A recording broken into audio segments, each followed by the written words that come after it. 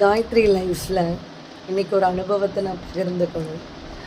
நம்ம உறவுகளோடு இருக்கும்போது அழையா விருந்தாளியாக போகக்கூடாதுன்னு சொல்லுவாங்க. ஆனால் இந்த ஆன்மீகத்துக்குள்ளே வந்ததுக்கப்புறம் அப்படி எதுவுமே இல்லை.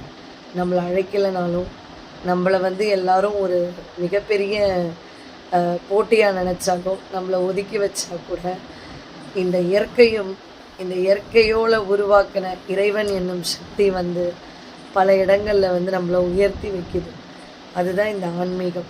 அதற்கு தான் ஆன்மீகத்தோடு ஒரு மனிதன் வாழ்ந்து வளரும் பொழுது அவனுடைய வாழ்க்கை எந்த ஒரு இக்கட்டிலும் எந்த ஒரு சூழ்நிலைமையிலும் நாம் எதுவுமே எதிர்பார்க்காம இருந்தால் கூட கடவுள் எல்லாத்தையுமே நம்ம கையில் கொண்டாந்து சேர்த்து இந்த என்ன சொல்கிறது, சில எண்ணங்கள் தவறாக இருக்கிற மனிதர்கள் முன்னாடி நம்மளை உயர்த்தி வைப்பார். Good night.